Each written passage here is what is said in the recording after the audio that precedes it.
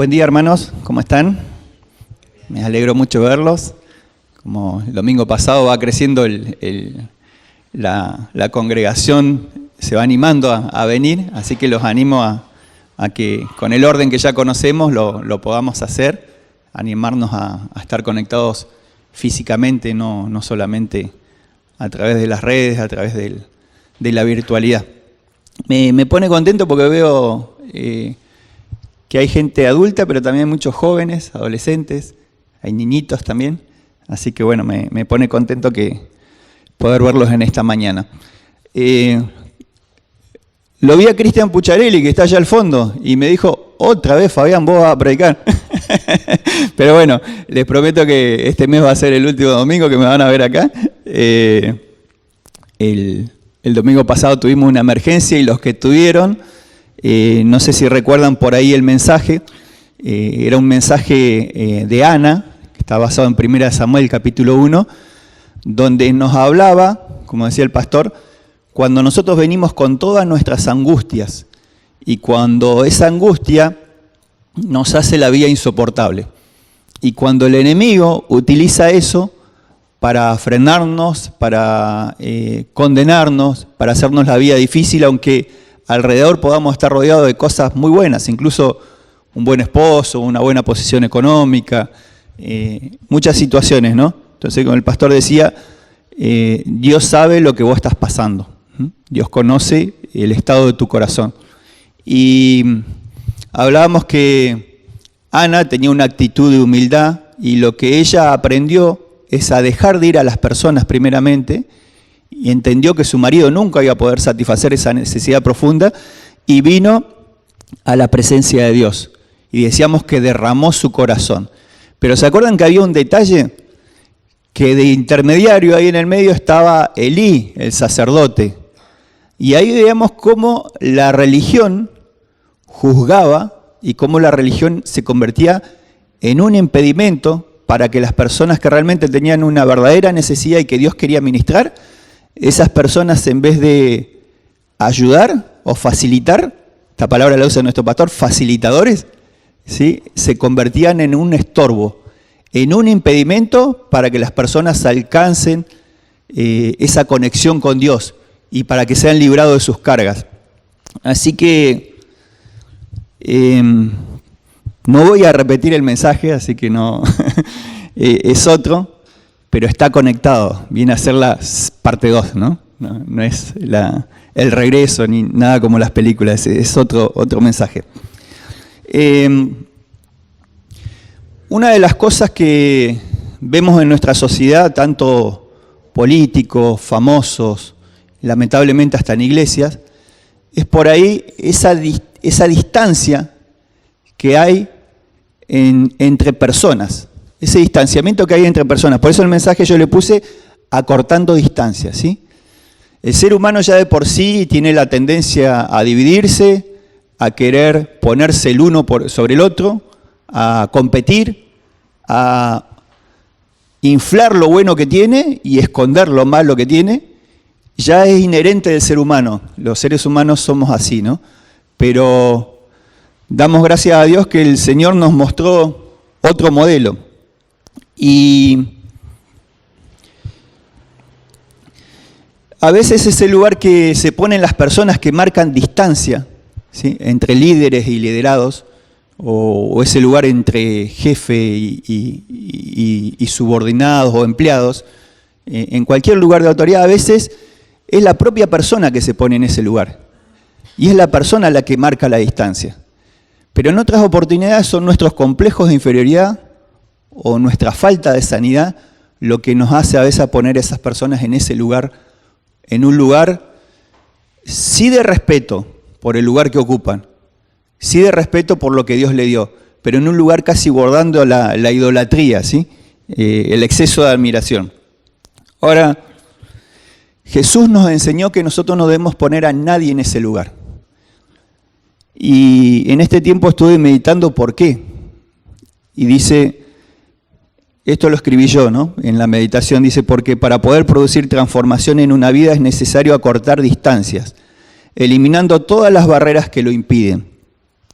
Nuestro Señor nos mostró ambas cosas con sus palabras y con sus hechos. Jesús habló, pero Jesús también hizo. Y a los discípulos le dijo que no sean y que no hagan los mismos que los fariseos y escribas, que es el pasaje que vamos a ver hoy, ¿no? Pero también le enseñó a través de su ministerio a cómo tratar con las personas. Le enseñó a sus discípulos cómo producir una verdadera transformación en la gente. Entonces tenemos dos modelos muy distintos, el de los fariseos y el de los escribas y el de Jesús. Aquellos que son futboleros, hay una palabra que se utiliza que es tribunero y se le aplica a un jugador, ¿sí? Y tiene que ver que ese jugador actúa para la tribuna, ¿sí? Ahí lo van a ver en la diapositiva. ¿Es un jugador que tiene dones? Sí. ¿Tiene talento? Sí. Le encanta desplegar su talento, tira caños, hace jugadas espectaculares. Pero el problema que tiene ese jugador es que no juega en equipo. Juega individualmente para ser visto y ganarse la aprobación de la tribuna que lo está mirando. Entonces, ¿qué quiero decir con esto? Que esta actitud también se puede transferir a la vida de iglesia. Que esta actitud también es posible que sea transferido a la vida espiritual. Y como decía Rile ahí, van a ver una diapositiva que dice: consejo de buen grado que cuesta poco no ser más que un cristiano en apariencia. Un individuo que solo tiene que asistir a un lugar de adoración 2 veces cada domingo, nosotros venimos una, y ser tolerablemente moral durante la semana, y habrá llegado tan lejos como llega en la religión miles a su alrededor. Ahora, yo no hablo que está mal ser famoso, conocido, ¿no es cierto? Tener dones, tener talentos y utilizarlo, porque el Señor mismo lo hacía. El Señor mismo tenía la perfección del carácter y la plenitud de los dones. Sino que hablo de esa actitud de amar más la posición que ocupás que hacer la voluntad de Dios. Hablo de esa actitud, ¿sí? Y no me refiero solamente al liderazgo, ¿sí? Me refiero solamente a veces que en nuestro corazón esa actitud está arraigada, ¿sí? Y anhelamos ese lugar, anhelamos esa posición, aunque no la ocupemos. Creo que cuando eso pasa en la iglesia, es una actitud que crea distancia entre las personas. Distancia, como le decía, entre líderes y liderados. Entre cristianos maduros y cristianos nuevos. Entre un grupo de joven consolidado y un jovencito que recién llega a la iglesia y le cuesta integrarse. A veces esa distancia también la producimos nosotros entre cristianos y gente que no conoce a Dios, ¿sí? Como los fariseos, que se les llamaba los separados, ¿sí? Separados para mostrar la gloria de Dios en tu vida, pero no separados para que vos te creas mejor y hagas sentir al otro menos. O que esa persona nunca va a poder alcanzar lo que vos sos, y ese es el target para que esa persona entre al reino de los cielos. Entonces, cuando se habla de este distanciamiento, puede ser una persona la que lo ponga, o puede ser un grupo, como era el caso de los fariseos y los escribas. Creo que esto que les voy a comentar pasó hace 2000 años atrás. Soy de complicarme, ¿vio? Este es uno de los pasajes, uno de los capítulos más difíciles de predicar, que es Mateo 23, no por la interpretación. ¿Saben por qué? Porque los predicadores tienen miedo de ofenderlo a ustedes.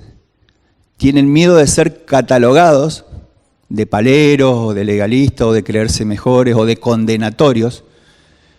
Pero también creo, en este caso, que a veces le esquivamos a este pasaje porque algunos predicadores lo han usado y lo han predicado con condenación.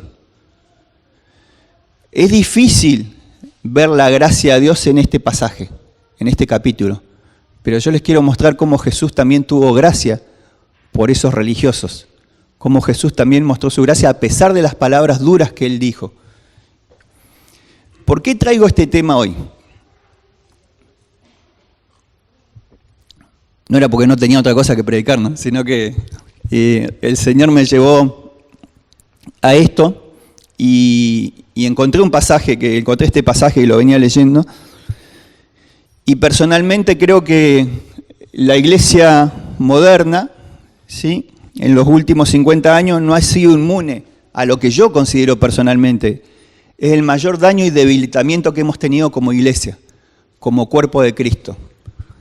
¿Saben por qué? Porque la iglesia durante muchos años se enfocó en el libertinaje, en el perdón de pecados, en los pecados sexuales, en la idolatría, en un montón de cosas, de cuestiones, pero no hemos olvidado que el legalismo y el fariseísmo que el enemigo utiliza ha hecho más daño que quizás que lo otro, ¿sí?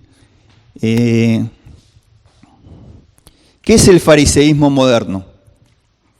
Vamos a ver el antiguo, ¿no? Pero de ahí vamos a sacar algunas cuestiones de un corazón de fariseo. Dice, son cristianos con apariencia de piedad, respetados, tienen buena reputación, que hacen buenas obras y ocupan lugares de influencia en sus congregaciones, pero con un corazón separado de Dios y de las personas.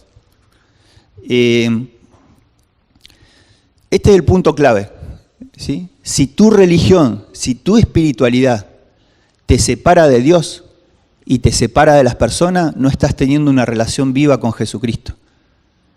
Estás teniendo una religiosidad que te va a llevar una insatisfacción, te va a llevar una vida de apariencia, te va a hacer mal y lo peor es que va a lastimar a otros. ¿Conocen a alguien que se caracteriza así por ser manso y humilde todo el tiempo? Yo seguramente no, Pero vieron que hay personas que son más tranquilas que agua estanque, decíamos, y por ahí nos imaginamos a Jesús como esas personas, ¿sí?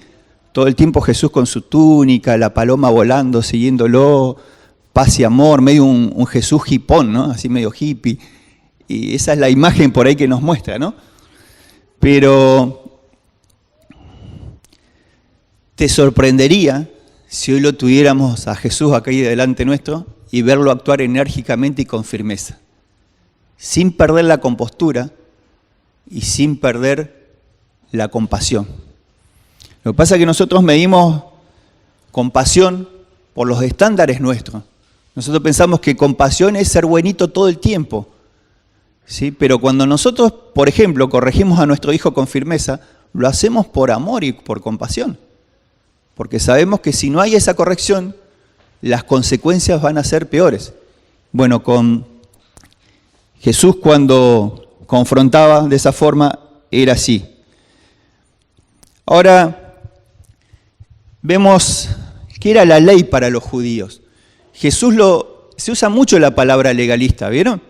Legalista, legalista, legalista. Cualquier cosa que nos demande por ahí cumplir con algo es legalismo. Y por ahí no tenemos ni idea de lo que es el legalismo, ¿sí? Ya enseguida catalogamos a alguien de religioso porque se les pide cumplir con algo, ¿sí? Es un legalista. Ahora, cuando hay una clase de legalismo y hay una clase de ley que Jesús y el apóstol Pablo condenaban. Los judíos dividían el legalismo de la ley en 4 partes, ¿no? Los 10 mandamientos, que los conocemos todos, que están en Éxodo 20, el Pentateuco, que eran los primeros 5 libros de la ley, ¿sí? Éxodo, Número, Deuteronomio, la ley y los profetas, que era todo el Antiguo Testamento. El pastor recién leyó un pasaje de Daniel, uno de los profetas mayores. Pero estaba también la ley de los escribas u oral. Ese último punto, el cuarto, es el que Jesús estaba condenando en este pasaje. Jesús no estaba hablando en contra de los mandamientos. Jesús no estaba hablando en contra de la ley de los profetas. Estaba hablando de todo ese bagaje de cargas que el liderazgo religioso había escrito durante tantos años y se los imponía al pueblo y le decía, si no cumplís con esto no podés entrar en el reino de Dios. no podés ser un discípulo. Y incluso si nosotros vemos los mandamientos no son reglas ni normas para cumplir. Los mandamientos son grandes principios donde nosotros encontramos la norma para nuestra vida. Si nosotros tenemos reverencia a Dios y respeto a nuestro prójimo, vamos a cumplir los mandamientos, porque vamos a honrar a Dios y no le vamos a hacer mal a nuestro prójimo. Entonces, vemos que el único principio de la ley es esta, que el hombre debe buscar en todas las cosas, la voluntad de Dios. Ahí recién el pastor hablaba de los proyectos, de los planes. En esas cosas tenemos que buscar la voluntad de Dios.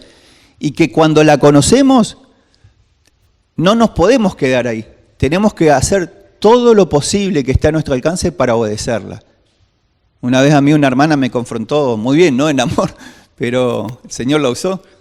¿Para qué querés? Dice, si Dios te muestra su voluntad, ¿estás dispuesto a obedecerla? Y ahí como que el Señor me confrontó, ¿no? Porque yo, Señor, mostrame tu voluntad, pero a la hora que la mostró, y no estoy tan seguro si la voy a seguir, ¿no? Entonces, fíjense en que este es un principio. Esto pasa hasta en los trabajos. Yo hago prevención laboral, prevención de accidente.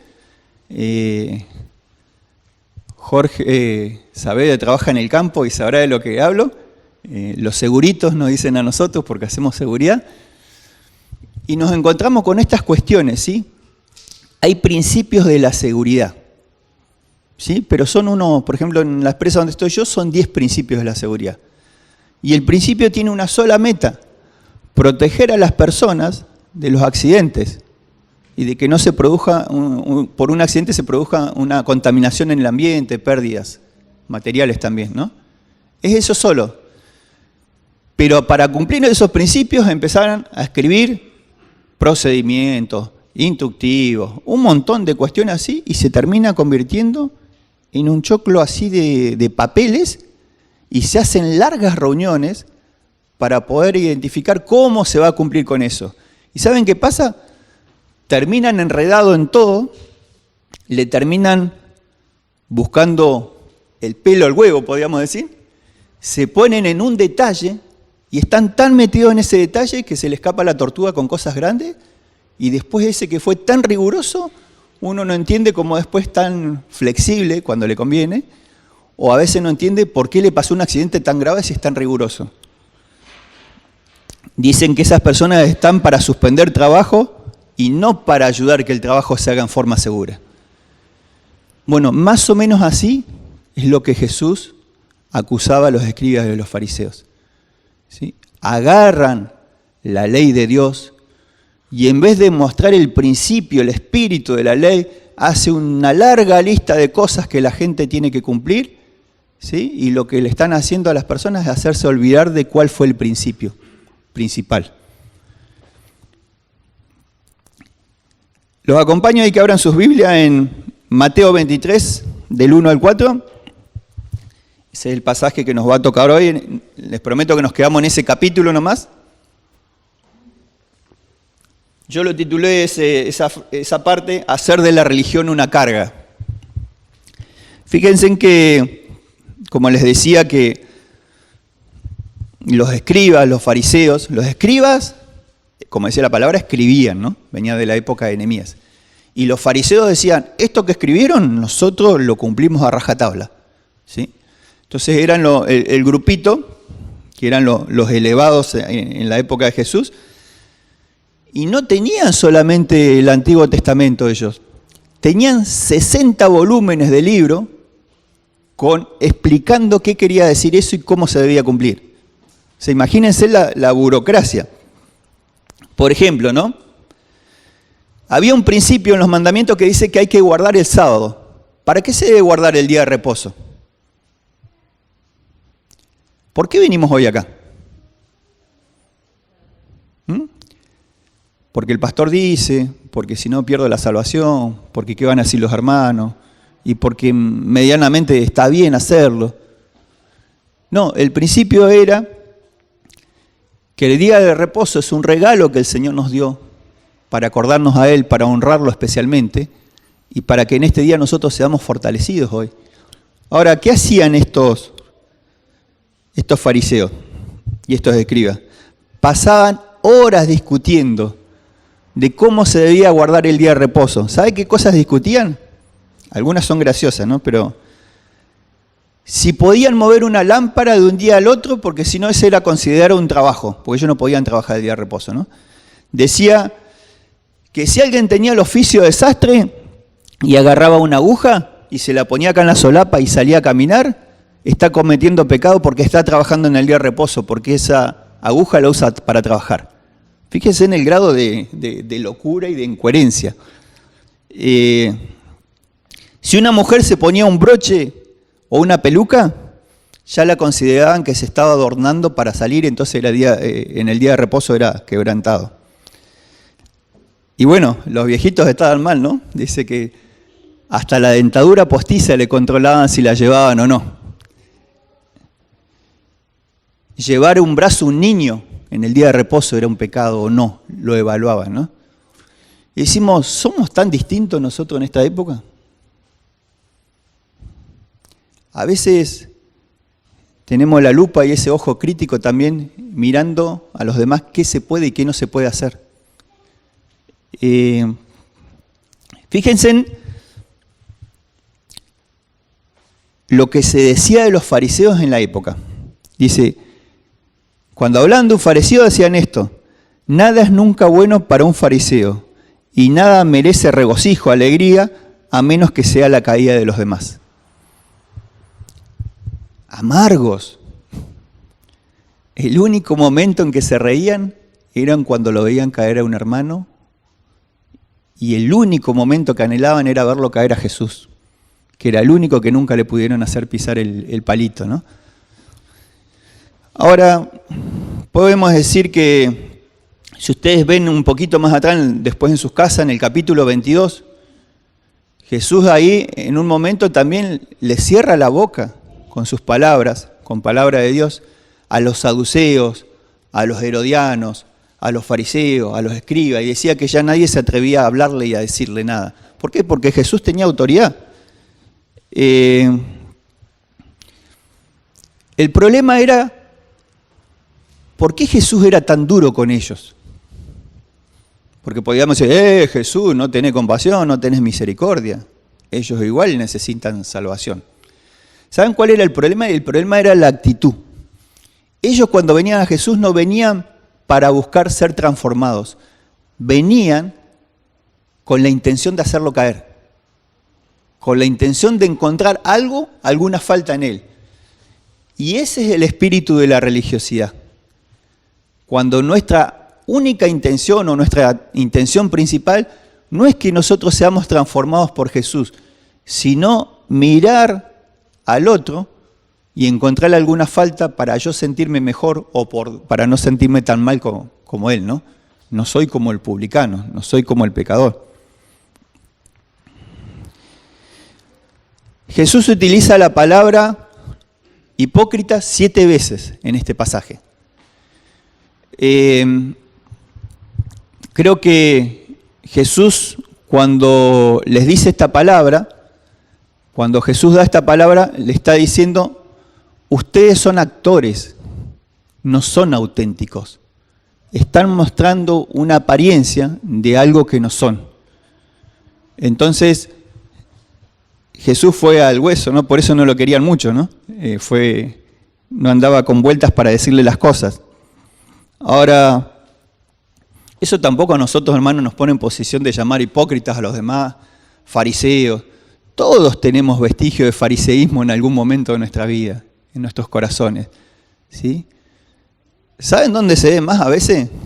En casa, ¿sí? En casa a veces tenemos mucha gracia para afuera, pero a veces nos falta dentro, ¿no? Y ahí es como que no es consistente nuestra vida espiritual a veces con nuestro diario vivir.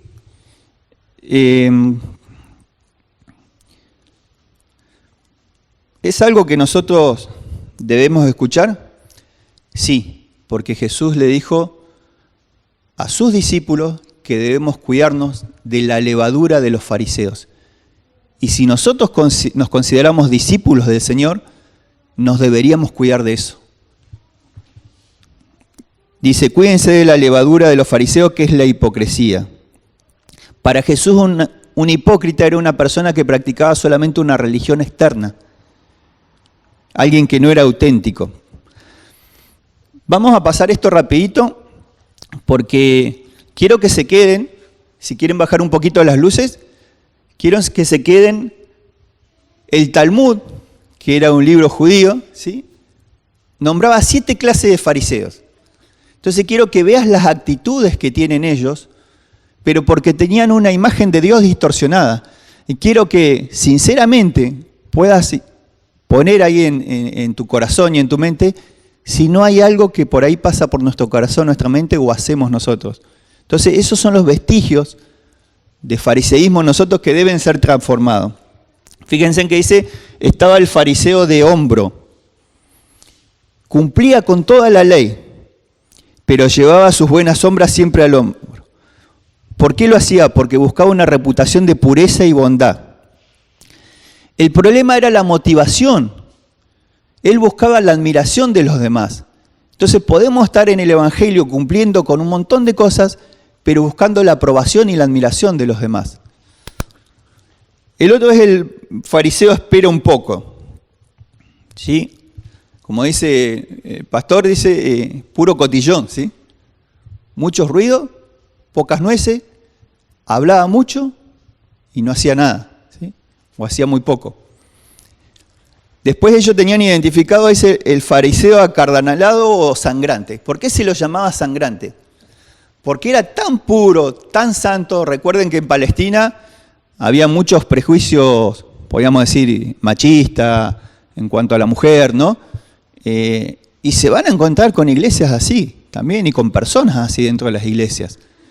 Nosotros también nos puede pasar, hermanos, de que son tan santos, eran tan santos que agachaban la cabeza así cuando pasaba una mujer y ni la miraban, ¿sí? Para mantenerse puros, como si el pecado fuera la mujer y no las pasiones que estaban en su corazón, ¿no?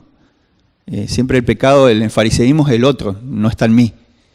Y dice que era tal extremo que iban así agachados cuando venía una mujer y se llevaban puesto un poste de luz, la parada del colectivo, no sé, no había colectivo, ¿no? Pero lo estoy modernizando un poco. Y le quedaba la nariz sangrando, ¿no? Entonces se limpiaba y agarraba y enseguida que lo vean los demás como diciendo, me golpeé la nariz para no mirar a una mujer.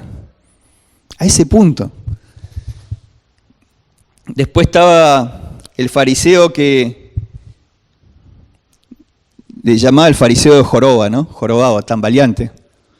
¿Vieron esos hermanos que usted le pregunta cómo anda? Y siempre, y acá, hermano, peleándola, en la lucha, que es larga y mucha, ¿sí?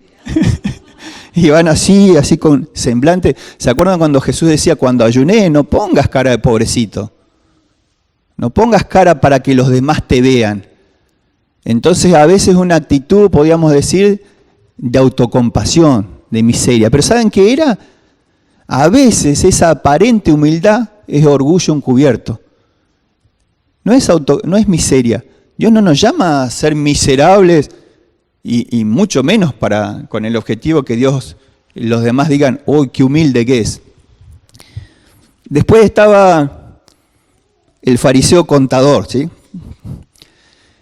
Y esto por ahí es por tener una imagen distorsionada de Dios. Fíjense en que esta clase de fariseo siempre estaba llevando la cuenta de sus buenas obras y haciendo un balance entre sí mismo y Dios. Y creía que a cada buena obra suya ponía a Dios un poco más en deuda con él. Esto el Evangelio de la Prosperidad le da manija. Y ¿saben qué? Lamentablemente mucha gente cree que Dios es así. ¿Sí? A Dios no lo vamos a chantajear. Hacemos buenas obras y andamos en esas buenas obras porque fuimos transformados, fuimos perdonados y lo amamos. No porque Dios nos deba algo. ¿Viste Dios? Mirá, hoy prediqué, así que mirá, mañana yo quiero que vos me cumplas con esto porque y quedás empate conmigo, ¿no? No, con Dios siempre vamos a estar en deuda. No podemos manipularlo a Dios a nuestro antojo. El fariseo tímido. Esto también a veces vienen de esas predicaciones con condenación todo el tiempo, ¿sí? O con una predicación de que viene la ira venidera, pero tampoco le muestran a la gente que estamos en el tiempo de la gracia. No le muestran a la gente que en Jesús hay salida. Entonces, creo que estas personas veían la religión en términos de juicio. ¿Y sabe qué? Una persona que todo el tiempo piensa que el juicio de Dios está sobre su vida, todo el tiempo va a ser una persona que va a condenar a los demás, porque él mismo se siente condenado. Entonces, hasta que no experimente la gracia de Dios, no va a poder dar gracia, no podemos dar lo que no tenemos. Y por último estaba el fariseo temeroso de Dios, ¿no? Esa es la clasificación que hacían los judíos de los fariseos. Por eso quiero ver que vean las actitudes que ellos tenían. Pasamos al pasaje siguiente que dice Mateo 25, del 5 al 7. La religión de la ostentación. Cuando hablo de ostentación, no hablo de tener un lindo salón, no hablo si tenés una linda ropa ponértela, no hablo que las mujeres, si se quieren arreglar y verse más lindas, si queremos bajar la panza, así. No hablo de esa ostentación, ¿no? Hablo de la ostentación para ser vistos, la ostentación para ganarme el aplauso de los demás. Y dice ahí, fíjense que ese pasaje habla de que la motivación con la que hacían las cosas. Dice que usaban filacterías, ¿sí? Jesús también la usaba, pero no era ese el problema. El problema era la ostentación que ellos hacían de eso. ¿Cómo ostentaba? ¿Qué era una filactería? Jesús los acusa de ensanchar la filactería. Cuando hablamos de ensanchar, hablamos de exagerar las cosas.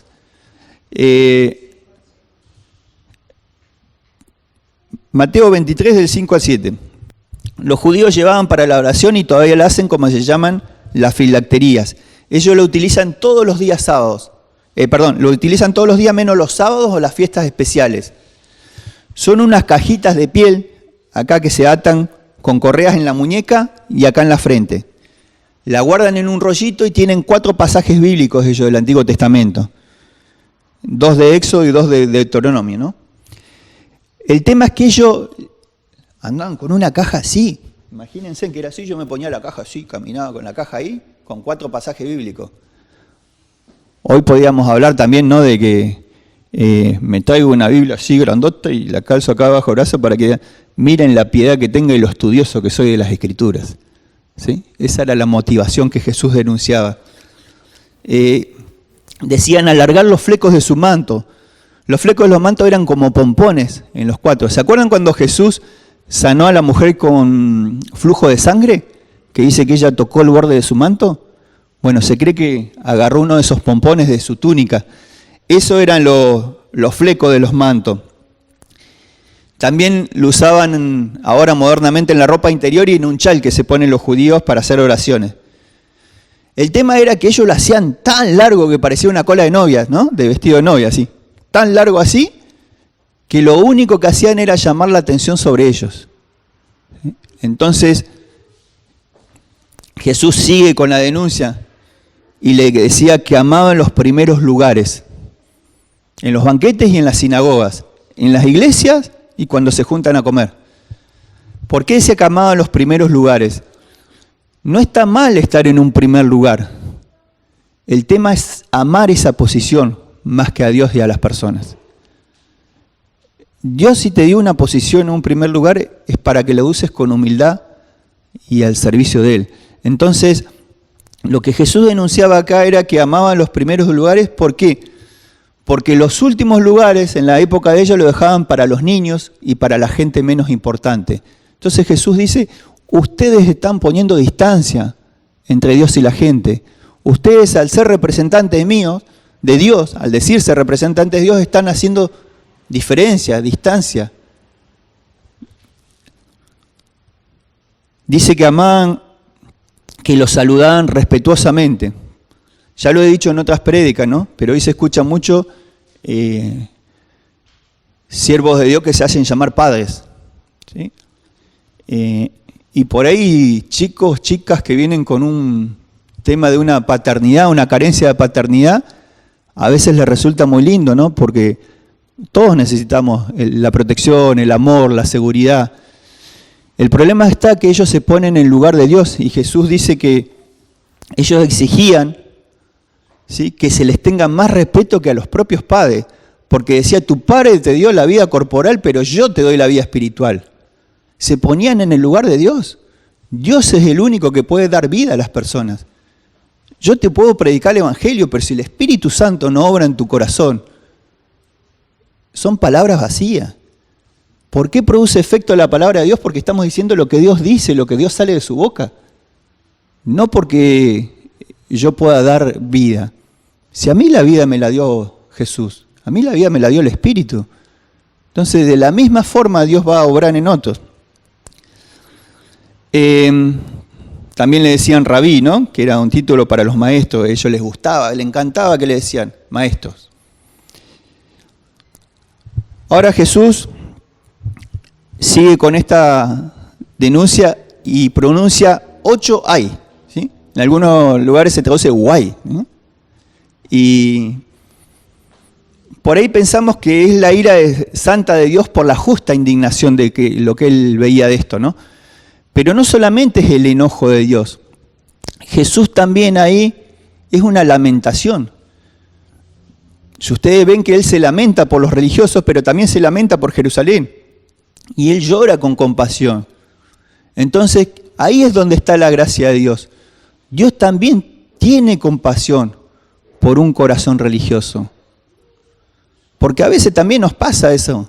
Nos indignamos con esa religiosidad que aleja a la gente de Dios. Pero también nos olvidamos que esos religiosos necesitan de Dios. Y ahora les voy a decir por qué. Mateo 23, del 13 al 16, dice que ellos cerraban el reino de los cielos. ¿Cómo cerramos el reino de los cielos para que otros no entren?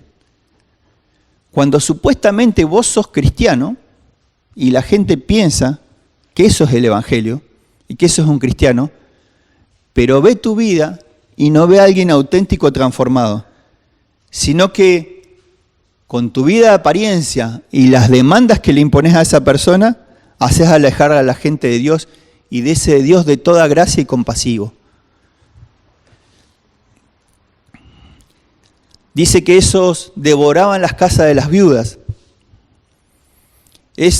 Son esos ministros de Dios que se aprovechan de los miembros vulnerables y no tienen escrúpulos para quedarse aún con lo poco que tienen. Nosotros, gracias a Dios, en esta congregación hay integridad en esa área, ¿sí? Y doy gracias a Dios por los tesoreros que tenemos, por nuestro pastor. Es un área donde yo puedo descansar. Pero no todos lados pasa lo mismo, ¿sí? Hay muchas veces que hacen mercadería de las ovejas de Dios. Y eso es muy triste, porque la gente se siente usada. En vez de acercarse al reino de Dios, se alejan. Dice, formaban prosélitos peores que ellos. O sea, en vez de formar discípulos de Jesucristo, los hacían igual que ellos y ellos se volvían peores después. Terminaban siendo misioneros del mal, en vez de misioneros del bien. Eran guías ciegos. Aquellos que se jactan de tener una revelación especial, pero están en oscuridad. Y le dicen a los demás, es por este camino. Y Jesús dijo claro, ¿no? Si seguís un guía ciego, van a caer los dos en el mismo pozo. Después, más adelante, nos habla que no tenían sentido de la proporción. Es muy conocido ese pasaje, esa frase de Jesús que dice, cuelan el mosquito y se tragan el camello. ¿Saben? El mosquito, en Levítico, y el camello, el mosquito era el insecto más pequeño y el camello el animal más grande.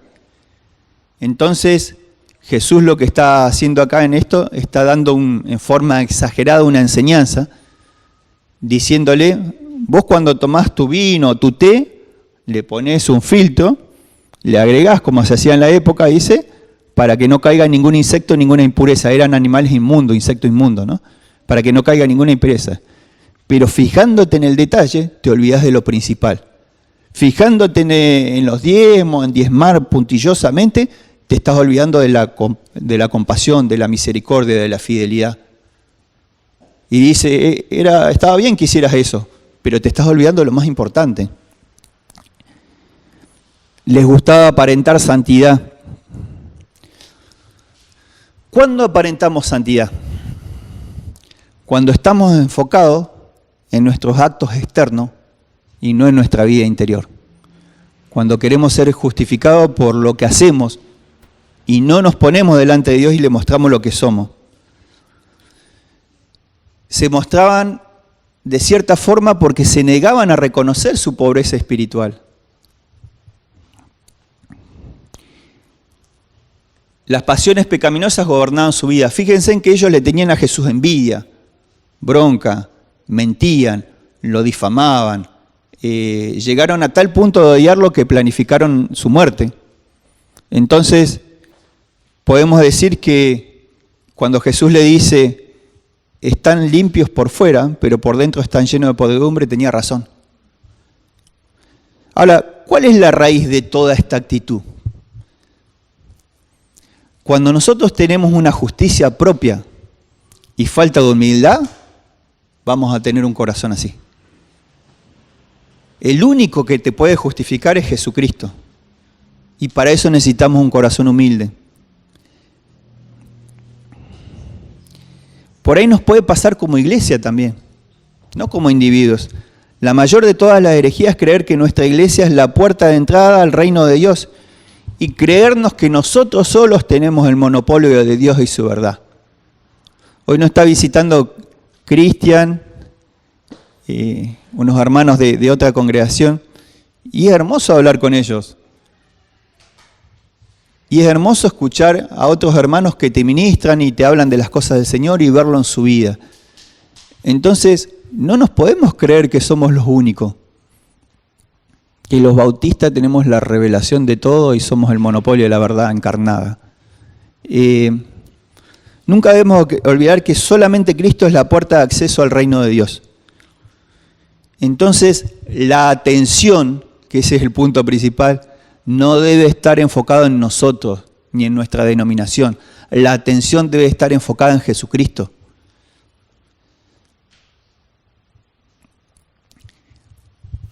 El mensaje de hoy es que como iglesia nos propongamos a no ser de estorbos para los que quieren entrar al reino de Dios. Pero también Jesús no nos dejó con eso, nos mostró cuál es la forma de acercarnos a las personas. Jesús construía puentes y destruía muros. Jesús construía puentes y destruía muros. Los muros nos separan de los demás. Ahora, ¿cuál fue la primera barrera que Jesús destruyó para que hoy seas un hijo de Dios? La primera barrera que Dios destruyó para que seas un hijo de Dios es el pecado que nos separa de Dios. Es una humanidad pecadora con un Dios santo. Entonces, Jesús ya hizo ese trabajo. ¿Cómo lo hizo? Jesús lo hizo con lo que nosotros llamamos sustitución. Ocupó el lugar que a vos y a mí nos tocaba de condenación y Él se puso en ese lugar. O sea que Jesús es el puente entre los hombres, entre Dios y los hombres. Porque no hay un solo mediador entre Dios y los hombres, Jesucristo, dice un pasaje. Ahora, ¿cuál es la evidencia? Porque muchas veces nos enseñan esto y decimos, sí, pero hace 2000 años, pero ¿cuál es la evidencia de esto? O sea, históricamente vemos que cuando Jesús murió, en el templo se rasgó el velo, de arriba hacia abajo, simbolizando que ya la puerta estaba abierta para que los hombres pudieran acceder a Dios, sin ningún mediador que no sea Jesucristo. Somos instrumentos de Dios, somos siervos de Dios, no somos mediadores entre Dios y los hombres. Jesucristo es el único mediador entre Dios y los hombres. Cuando habla de arriba hacia abajo quiere decir que no es por mérito, Dios mismo tuvo que bajar a la tierra para romper esa barrera. Ahora, Si Jesús ya lo hizo, quiere decir que no hay distancia para que la gente pueda venir a Dios.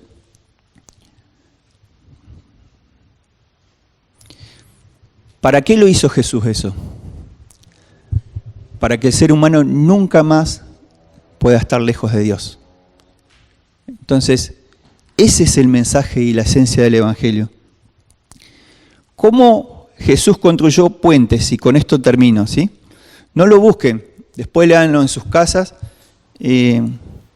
Jesús habló con una mujer samaritana en Juan 4, no sé si se acuerdan de esa historia. Y ahí Jesús nos muestra cuál es la manera, y esto quiero que nos quede, que en este año nos propongamos acercarnos de la manera de Jesús a las personas. ¿Cómo nos acercamos a las personas? A Jesús lo movía no el a mí me parece, no sus emociones, no que pasó un mosquito y dijo hacia allá me está hablando Dios, sino a Jesús lo movía el Espíritu Santo. ¿Por qué? Porque Él tenía comunión con el Padre todos los días. Entonces, esa es la base principal donde partimos, ¿no? Si no, vamos a hacer muchas cosas, pero en nuestra propia voluntad. A Jesús le importaban las multitudes, pero también se preocupaba por una sola persona. Entonces, no miremos las cosas por resultados. Cuando hay un corazón que necesita de Dios y está dispuesto a recibirle, ahí tenemos que estar nosotros, si Dios nos mueve, ¿no? A Jesús no le importó lo que pensaran los demás. Estoy dispuesto a ir a un lugar que todo judío evitaría ir, porque él buscaba agradar solamente al Padre. Si buscas agradar a los demás, vas a dejar de agradar al Padre. Y con esto no hablo de ser un rebelde, no estar sujeto a la autoridad, de no tener sentido común. Con esto hablo cuando nosotros todo el tiempo estamos buscando la aprobación de los demás y no rompemos esa barrera, ¿sí? No, porque él es de... No, viste, es una mujer, viste, que tiene una vida muy liviana, viste, así que no. Mejor ahí porque parece que no está dispuesta a escuchar. No, viste, que aquel es extranjero, viste, y viene con todas sus mañas. O viene de otra denominación y ya viene con todas sus mañas. Entonces Jesús rompió esas barreras.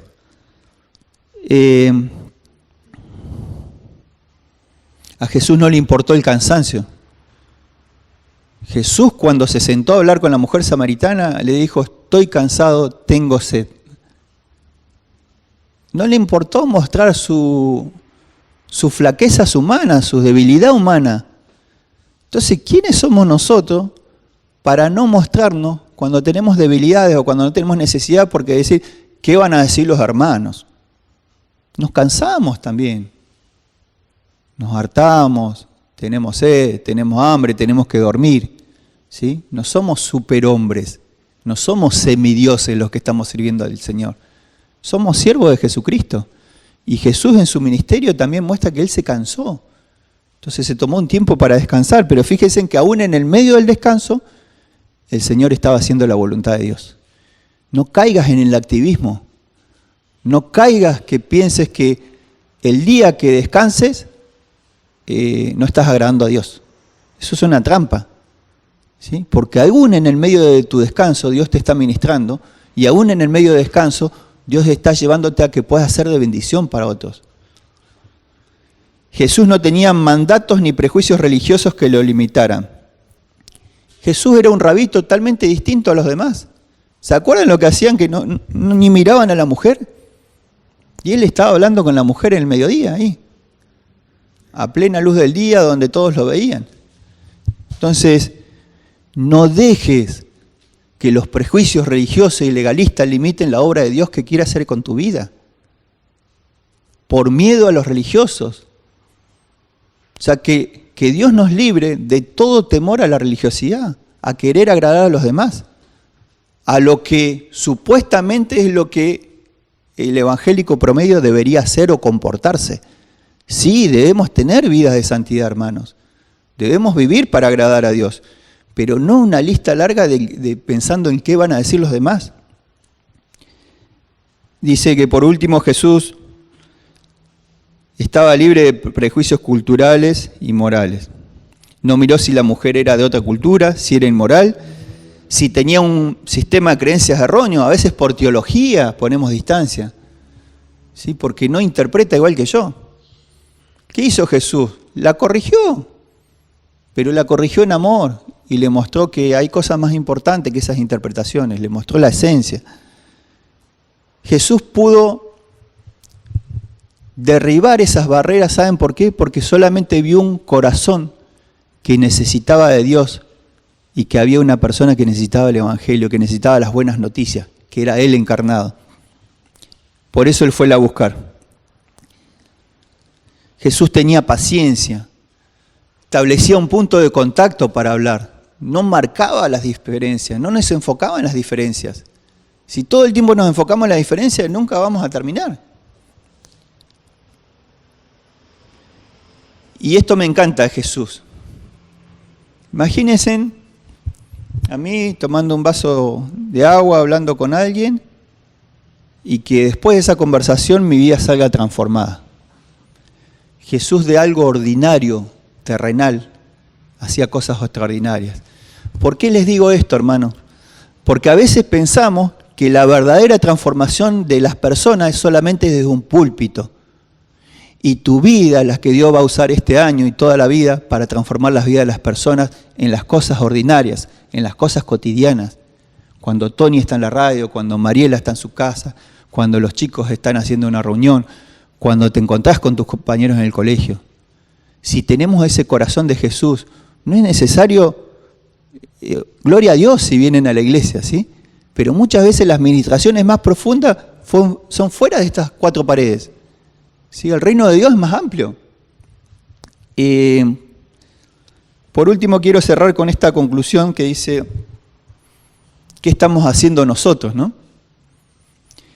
Si estamos construyendo puentes o levantando muros, si estamos excluyendo o incluyendo a las personas,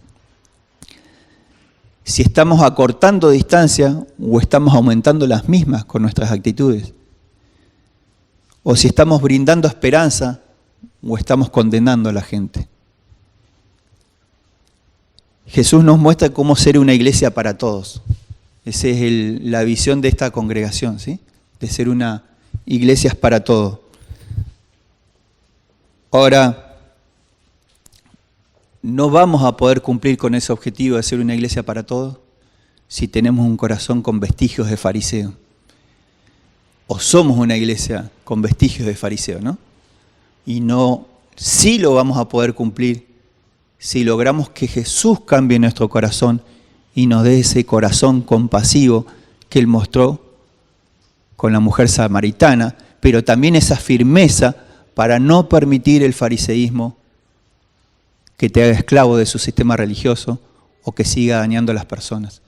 Por eso yo creo que es una de las cosas en este tiempo como iglesia, en el Señor, no solamente como denominación, como la iglesia de Dios general, ¿no?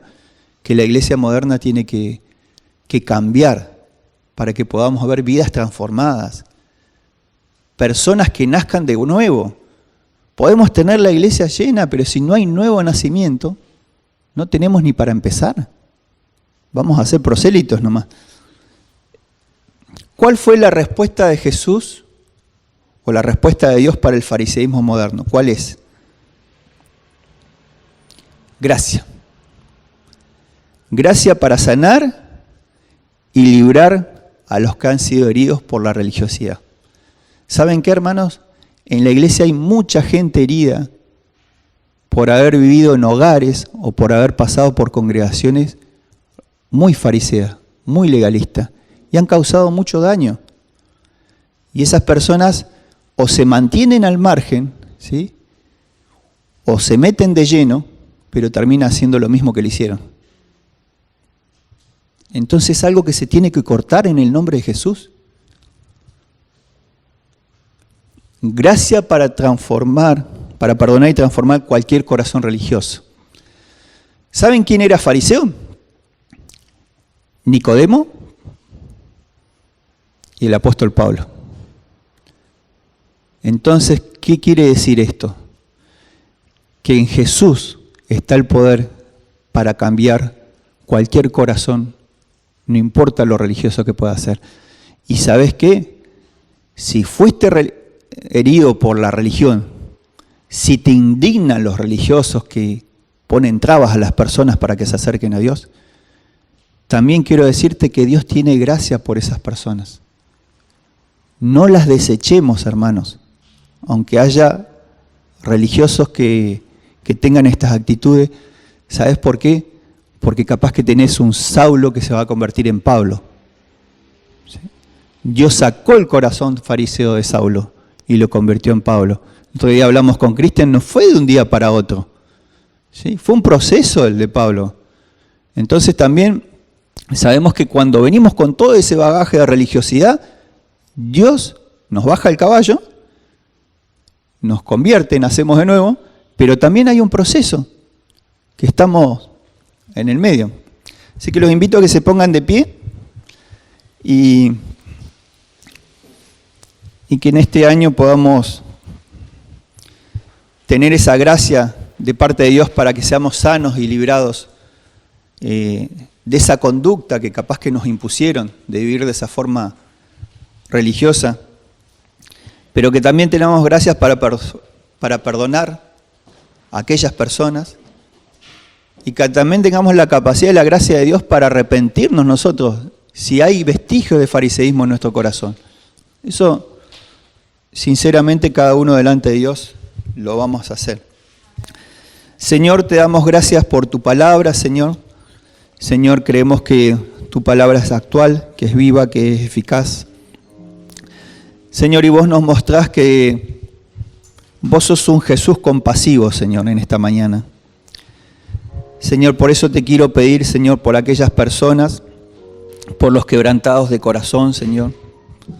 Te quiero pedir para aquellas personas que han sido heridos, Señor, en sus casas, Señor, en alguna congregación, Señor, con palabras duras, con palabras de condenación, Señor, con métodos, Señor, elevados a la altura de tus mandamientos, Señor, con cargas pesadas que no han podido llevar, Señor, y que lo han desanimado, Señor, y lo han querido alejar de vos, Señor, porque han creído que eso es el Evangelio, que ese sos vos, Señor, nada más cerrado, Señor. Señor, yo te pido que abras sus ojos, Señor, para que puedan verte a vos como un Dios de gracia, como un Dios compasivo, como un Dios de oportunidades, como un Dios cercano y no lejano, Señor. Señor, yo te pido que obres en su corazón, Señor, que ministres, Señor, que estés sanando la vida de los que fueron rechazados, Señor, que estés sanando los corazones, Señor, de aquellos que fueron excluidos, Señor, pero que también estés obrando para que ellos puedan perdonar, Señor, a los que los hirieron, Señor. Señor, y que esto no se repita en sus hogares, en sus vidas, en sus iglesias, Señor, que ellos puedan tener una vida distinta. Señor, y también necesitamos tu gracia, Señor. Si tenemos un corazón, Señor, con estos vestigios de fariseísmo, necesitamos tu gracia como la necesitó Pablo, Señor, hace 2000 años. Porque en esencia es lo mismo, Señor. Necesitamos que vos nos cambies el corazón. Necesitamos venir a vos arrepentidos. Necesitamos, quizás muchos en tus congregaciones, Señor, que están haciendo cosas, necesitan nacer de nuevo. Señor, vos lo sabés. Nosotros no, Señor. Señor, pero te pedimos por esas personas también, para que muchos que se están comportando como Saulo, Señor, que persiguen a tu iglesia creyendo que hacen un servicio a Dios, puedan convertirse en Pablo, Señor. Señor, útiles en tus manos, útiles en el reino de Dios, y que te aman a vos, pero también aman a tu iglesia, Señor. Señor, te ruego por ellos también. Señor, que quizás fue lo que aprendieron, quizás fue lo que le dieron, Señor. Quizás ellos también fueron dañados, Señor. Pero también te pido que obres en sus corazones solamente como vos lo podés hacer, Señor. Señor, que es tiempo que como iglesia seamos como fuiste vos con la samaritana, Señor. Verdaderamente inclusivos, Señor, en el nombre de Jesús. Amén. Dios le bendiga, hermanos.